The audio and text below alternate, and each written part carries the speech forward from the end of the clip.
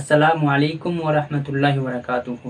محترم ناظرین، رمضان المبارک کا مقدس مہینہ اپنی تمام تر عظمتوں اور برکتوں کے ساتھ آہستہ آہستہ ہم سے رخصت ہوتا جا رہا ہے۔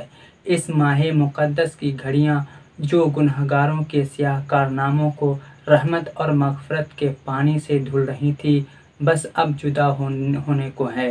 ایک مومن کا دل ان گھڑیوں کی آمد پر جتنا خوش تھا، اب اس کی جدائی فیاضی و سخی مہمانوں کی طرح سایہ فگن ہوا اور اب کچھ دنوں کے بعد رخصت ہو رہا ہے، جو ہمارے لیے یقیناً افسوس اور غم کا مقام ہے۔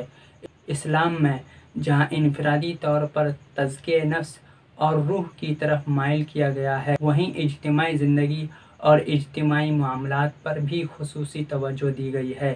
اجتماعی زندگی کے اسی مقصود کو عملی جامہ پہنانے کے لیے باجماعت نماز جمعہ، عیدین اور حج کا اہتمام کیا گیا ہے۔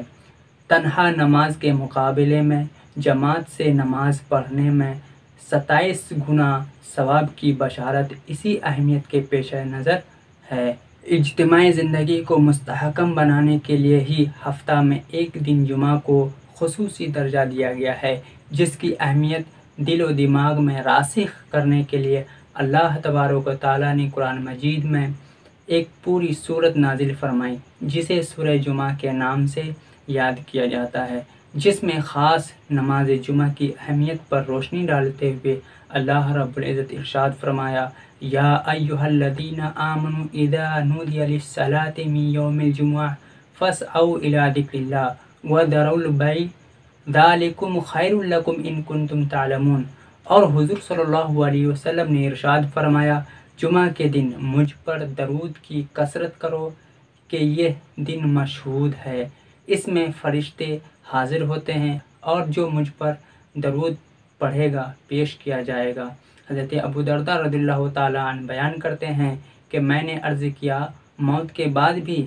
فرمایا: بے شک اللہ رب العزت نے زمین پر انبیاء کے جسم کو کھانا حرام کر دیا گیا ہے، اللہ کا نبی زندہ ہے اور روزی دیا جاتا ہے۔ ایک دوسری حدیث میں ہے کہ حضور صلی اللہ علیہ وسلم نے ارشاد فرمایا کہ جمعہ تمام دنوں کا سردار ہے۔ ایک دوسری حدیث میں ہے کہ حضور صلی اللہ علیہ وسلم نے ارشاد فرمایا کہ جمعہ تمام دنوں کا سردار ہے اور اللہ کے نزدیک سب سے بڑا ہے، اور وہ اللہ کے نزدیک عیدین سے بھی بڑا ہے۔ اس میں 5 خصلتیں ہیں۔ اللہ تعالیٰ نے اسی دن میں حضرت آدم علیہ السلام کو پیدا فرمایا۔ دوسرا، اللہ رب العزت نے اسی دن میں زمین میں انہیں اتارا۔ تیسرا یہ ہے کہ اسی دن میں حضرت آدم علیہ السلام کو وفات دی۔ چوتھا، اسی دن میں ایک گھڑی ایسی ہے کہ بندہ اس وقت جس چیز کا سوال کرے گا اسے عطا کیا جائے گا، جبکہ وہ حرام سوال نہ ہو۔ پانچواں یہ ہے کہ اسی دن میں قیامت قائم ہوگی۔ آسمان و زمین، ہوا، پہاڑ، دریا ایسا نہیں کہ جمعہ کے دن سے نہ ڈرتا ہو۔ محترم ناظرین، ان احادیث مبارکہ سے جمعہ کی عظمت کا اندازہ لگایا جا سکتا ہے کہ جب پورے سال کے جمعہ کی یہ عظمت و فضیلت ہے تو رمضان تو ہر صورت میں خصوصی بزرگی کا حامل مہینہ ہے۔ اس لیے رمضان مبارک کے جمعوں کا خصوصیت کے ساتھ اہتمام کرنا زیادہ ضروری ہے۔ اللہ تعالی ہم سبوں کو اس کے احترام کی توفیق عطا فرمائے۔